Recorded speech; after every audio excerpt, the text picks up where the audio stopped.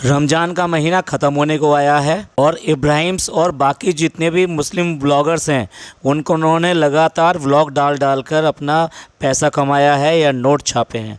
इन सब लोगों ने रमज़ान को कैसा दिखाया है वो तो सब लोगों ने आपने देख ही लिया है। लेकिन आज हम बात करेंगे कि रमज़ान कितने फ़र्ज होते हैं और वो इन लोगों ने निभाए हैं या नहीं निभाए हैं, कितना पूरा किया है, यानी पूरी की पूरी ढकोसलेबाजी, दिखावा और यही सब किया है, या उसके अलावा जो काम करने चाहिए थे वो इन्होंने कितने किए हैं। आज की चर्चा में आपका स्वागत है।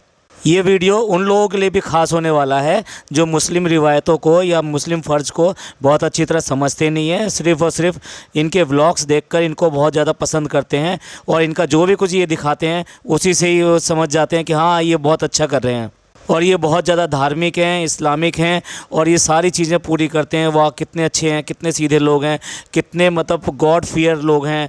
तो वीडियो को एंड तक देखिएगा क्योंकि इसमें पूरा कंटेंट रहेगा और हर बात को हम जो है डिटेल में डिस्कस करके उसके एनालिसिस के साथ बताएंगे। जो लोग इस चैनल पर पहली बार आए हैं तो प्लीज़ सब्सक्राइब कर लें और बेल आइकन दबा दें जिससे कि आने वाली सारी वीडियो की इन्फॉर्मेशन उनको टाइम से मिल जाए। चलिए मेन टॉपिक पर आते हैं। रमज़ान इस्लाम की 5 जो ज़रूरी बातें हैं उनमें से एक है। इसमें नमाज और रोज़े भी आते हैं। तो हर मुस्लिम पर रोज़े रखना फ़र्ज़ है। इनमें सिर्फ 2 लोगों को छूट दी गई है, जो कि सफ़र करते हैं उनके लिए या फिर जो बीमार हैं उनके लिए। इसमें सफ़र ये नहीं गिना जाता कि आप अपने जॉब करने के लिए मान लीजिए कुछ किलोमीटर तक जाते हैं और डेली अपने घर पे वापस आ जाते हैं, तो इसको सफ़र में नहीं गिना जाता। सफ़र में ये गिना जाता है जब आप किसी लंबी यात्रा पे जाते हैं तो वो सफ़र में गिना जाता है। साथ साथ जो बीमार हैं उन लोगों को इससे छूट मिली है या कहिए उनके लिए अल्लाह ने माफ़ी की है कि वो लोग रोज़े ना रखें। अब हो गया रोज़े रखना फ़र्ज़ है और उसके साथ साथ जो है नमाज़ें जो हैं 5 टाइम की नमाज़ें जो हैं ये भी फ़र्ज़ हैं, ये भी रमज़ान में पूरी करनी ही चाहिए।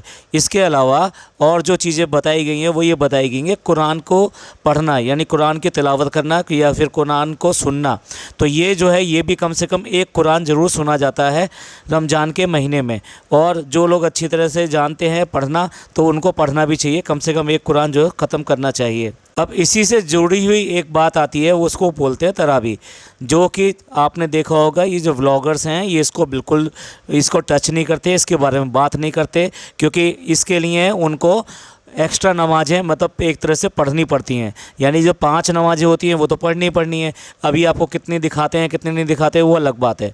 मान लेते हैं ये नमाज़ पढ़ते हैं और वो पूरी कर रहे हैं अपने वक्त के हिसाब से, लेकिन आप अगर ये देखिए कि व्लॉगर जब एक एक बात सारी बताते हैं तो ऐसा कैसे हो सकता है कि पूरे महीने में यानी रमज़ान के पूरे महीने में 1 बार 2 बार 3 बार या 4 बार वो ये ना बताएं कि वो तरावी पढ़ते हैं।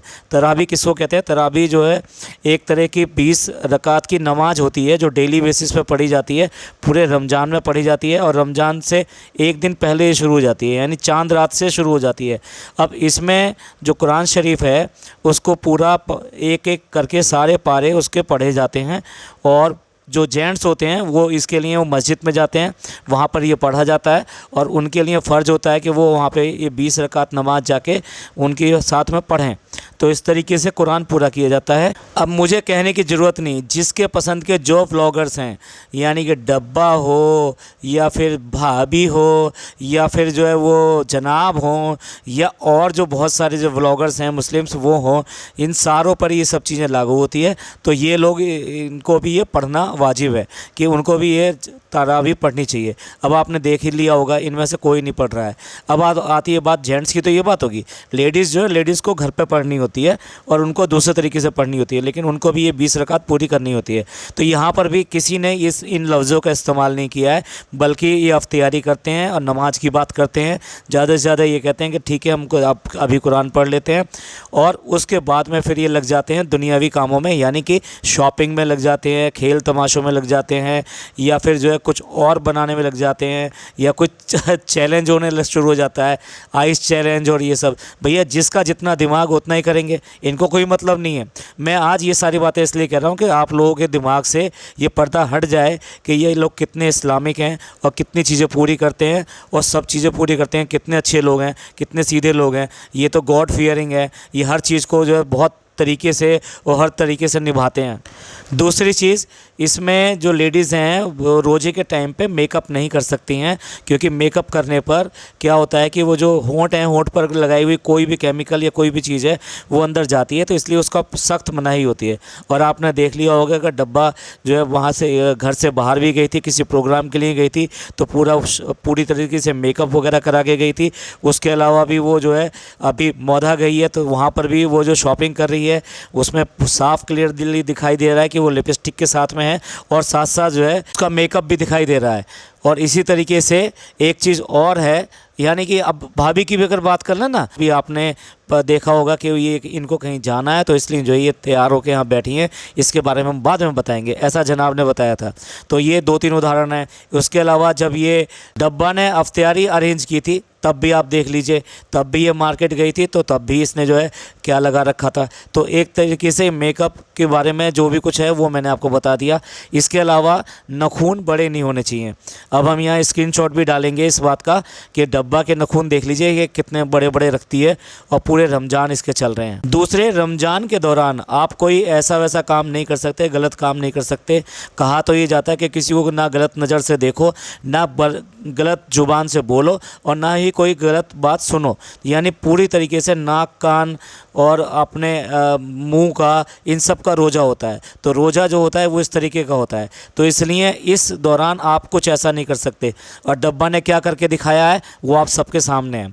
किस तरह से टी शर्ट बदली गई थी, और वो भी सहरी करने के बाद में बदली गई थी। यानी सहरी करने के बाद में आपका रोज़ा शुरू हो जाता है, और आप नियत कर लेते हैं, नमाज़ पढ़ लेते हैं, और उन्होंने नमाज़ भी पढ़ी है, सब कुछ किया है, और उसके बाद में ये सब किया है जो बिल्कुल ही सही नहीं है।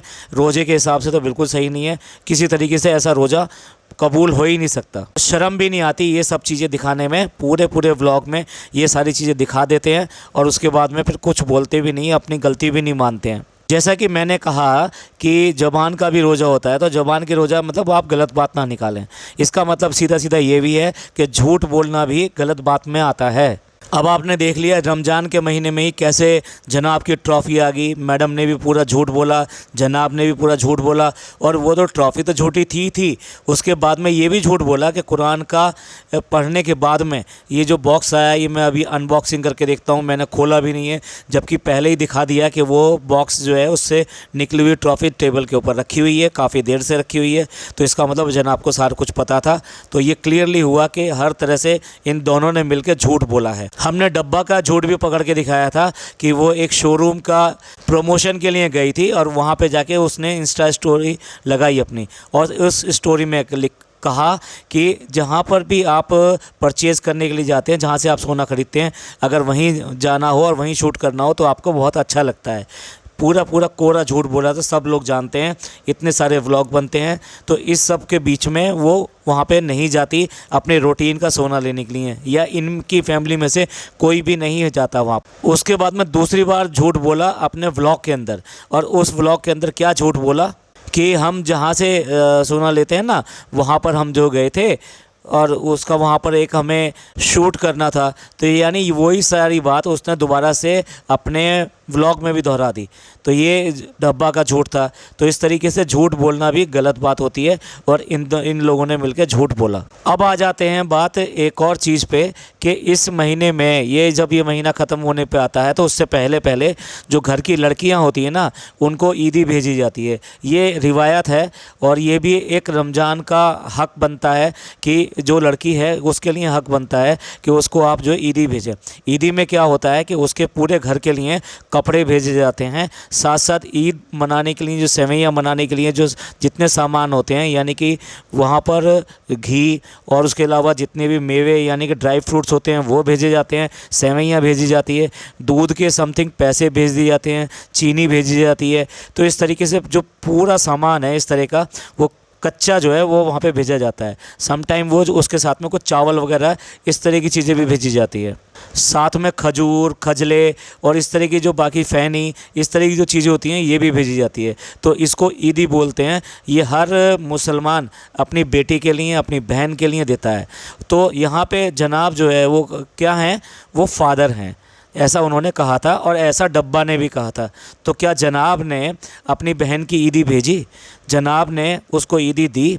अब आप उस चीज़ से कंफ्यूज मत होना, जो जो बच्चों को ईद के टाइम पर जब नमाज हो जाती है तो जब बच्चे उनके लिए सलाम करते हैं तो उसके बाद में उनको कुछ पैसे देकर दिया जाता है, उसको भी ईदी बोलते हैं। लेकिन मैं बात कर रहा हूँ बहन और बेटी के हक़ की बात कर रहा हूँ। तो उनके घर पे इस तरीके से ईदी भेजी जाती है। तो जनाब ने अपने बाप का फ़र्ज़ नहीं निभाया। बड़ा सीधा साधा बात है। ये कहने के लिए है कि ये जो है फ़ादर की तरह है, पर फ़ादर फ़ादर ही होता है। और फिर दूसरी बात ये, उसके हक़ क्यों नहीं पूरे कर रहे? फिर चलिए दूसरी चीज़ पर आ जाते हैं। फुप्पियों का कभी तो नाम लेते नहीं है ना, कभी नहीं लेते ना। अब तो मौका था कि वो डब्बा यहाँ से जा रही थी, मौदा जा रही थी, तो कम से कम फुप्पियों की ईदी भिजवाई जा सकती थी। ऐसा कौन सा मौका है जब फुप्पी अपना फ़र्ज़ भूल जाती हैं और अपने भतीजे, भाई और इन सब के लिए चीज़ें नहीं भेजती जितना उन पे बन पड़ता है। देखिए, जिसके पास नहीं है उसका 1 रुपया भी 1 लाख रुपए के बराबर है। अगर फ़नी ने दिखाया तो आप देख लीजिएगा, वो अपनी बहन के लिए ईदी देगा। देखिए, फुप्पी भी अब जो है व्लॉग्स में इसलिए आने लगी हैं क्योंकि वहाँ जब ये मौदा जाती है तो उसे कंटेंट चाहिए, डब्बा को कंटेंट चाहिए। तो वो क्या करेगी? कितने लोग हैं वहाँ पर, घर में तो उसे टिकना नहीं है, तो कैसे भी करके उसे बाहर घूमना है। तो उसमें वो अपनी फूफियों को भी इंक्लूड कर लेती है, खाला और अम्मा, इन सब के साथ में। ये रमज़ान के एक और फ़र्ज़ के बारे में बात करते हैं और उसका नाम है ज़कात। ज़कात जो है गरीबों को दी जाती है, यानी कि अपने से नीचे वालों को दी जाती है, जिनके पास में पैसे और इन सब की दिक्कत है, जो अपना घर का खर्चा ठीक से नहीं चला पाते। वो ईद और रमज़ान जो कैसे मनाएंगे, तो इसलिए ज़कात देने को बोला गया। और ये जो ज़कात दी जाती है, ये दी जाती है आपकी जितनी आमदनी है, आपकी जितनी आमदनी है उसका 2.5% दिया जाता है। अब आमदनी में जो कैश आता है आप उसको गिनते हैं, उसके साथ बैंक बैलेंस को गिनते हैं, आपके जो पास जो बैंक बैलेंस है। इसके अलावा जो सोना चांदी आपके घर के अंदर रखा हुआ है वो है। और अगर आप व्यापार करते हैं तो आप जो माल आपके गोडाउन इन सब में बिकने के लिए पड़ा हुआ है उसकी कीमत को भी ज़कात की कैलकुलेशन के लिए यूज़ किया जाता है। तो चलिए, ये तो बहुत लंबी बात होगी, लेकिन मैं ये बात करता हूँ, ये जो अपने जो हैं तीनों के तीनों व्लॉगर्स हैं, ये कम से कम 40 से लेके 90 लाख रुपए के बीच में हर तरह से कमाते हैं टोटल मिला के। तो आप इससे अंदाज़ा लगा लीजिए कि करिए अपनी आमदनी का 2.5% निकालें तो ये कितना पैसा होता है। और उसमें भी अगर इनके बैंक बैलेंस को उसको काउंटिंग में ले लिया जाए तो ये कितना पैसा होगा। आप समझते हैं कि इतना पैसा ये किसी भी तरीके से ज़कात में इसमें निकालते हैं क्या? गरीबों को, ज़रूरतमंदों को इतना पैसा देते हैं? नहीं देते, 101% नहीं देते। ये सिर्फ और सिर्फ दिखावा करते हैं। आपको बोलते हैं कि हम जो ये गिव अवे कर रहे हैं ये ज़कात से अलग है, ज़कात हम अलग से देते हैं। अगर ये सही मायनों में ज़कात देते तो वो जो बच्ची के लिए जो इसने एड मांगी थी उसका काफ़ी बड़ा हिस्सा इनकी ज़कात से ही पूरा हो जाना था। इसमें व्लॉग से आने वाली आमदनी की बात नहीं थी, जितने ये लोग कमाते हैं उसके हिसाब से अगर ज़कात देते तो उसका बहुत बड़ा हिस्सा पूरा हो जाता है। तो ये सब दिखाने वाली बातें हैं और ये सब करने वाली बातें। रमज़ान का सिर्फ़ और सिर्फ यही मतलब समझते हैं, अच्छे अच्छे खाने बनाओ और उसको रोज़ दिखाओ और उसके बाद में शॉपिंग दिखाओ। मतलब ये जो लोगों के लिए सपने होते हैं, बहुत सारा खाना। भाई जो इनके जो व्यूवर्स हैं, जो पड़ोसी व्यूवर्स हैं, वो बहुत ही नीचे तबके के व्यूवर्स होते हैं। तो उनको ये सब देख के बहुत अच्छा लगता है कितना अच्छा खाना खा रहे हैं, किस अच्छी तरीके से ये जो है अफ्तियार कर रहे हैं, कैसे बैठते हैं, कैसे करते हैं, कैसे टोपी पहन के फिर नमाज़ पढ़ने लगते हैं, किस तरह से कुरान की बातें करते हैं, सबके लिए दुआ की बात करते हैं। तो मतलब ये सारी चीज़ें करने में उनको दिखाते हैं कि भाई ये सब चीज़ें उनके लिए सपना है। इसके अलावा सूट पहन पहन के दिखाना, सूट लेकर आना। रमज़ान में इतने ज़्यादा नए सूट कौन पहनता है? अल्लाह ने क्या इतना दिया है तो वो इसके लिए नहीं दिया है कि आप ये अपनी शान और शौकत इस रमज़ान के महीने में दिखाएं, बल्कि जितना हो सके तकसीम करें, लोगों को दें। सीधे डब्बा के जाने के बाद में तुरंत जनाब जो है शॉपिंग करने के लिए लेके गए फैमिली को। और फैमिली को जो लेके गए वहाँ पे जो कपड़ा पसंद किया अपने लिए और अपने बेटे के लिए और उसके लिए जनाब 2.0 जो है उसके लिए, तो वो सारे कपड़े जो लेकर आए ना, वो जुम्मे में सिलवा के पहन भी लिए। यानी ये भी नहीं कि वो ईद के लिए वहाँ पे वो लेने के लिए गए थे। यानी आप रमज़ान की भी शॉपिंग कर रहे हो, रमज़ान के ईद की भी शॉपिंग कर रहे हो। ये सिर्फ और सिर्फ आप समझ लीजिए आपको बेवकूफ़ बनाने के लिए ये सब चीज़ दिखाते हैं, इसके अलावा और कुछ नहीं है। लग्जरी गाड़ियों में इधर से उधर जाना, मिनट में यहाँ पहुँच जाना, वहाँ पहुँच जाना, ये सब करना, ये सारी चीज़ें, अच्छे अच्छे शोरूम, अच्छे अच्छे जो मॉल्स और उसके अलावा अच्छे अच्छे जो होटल्स हैं उनमें जा के खाना, ये सारी चीज़ें करने में ढकोसलेबाजी है, दिखावा है और कुछ नहीं है।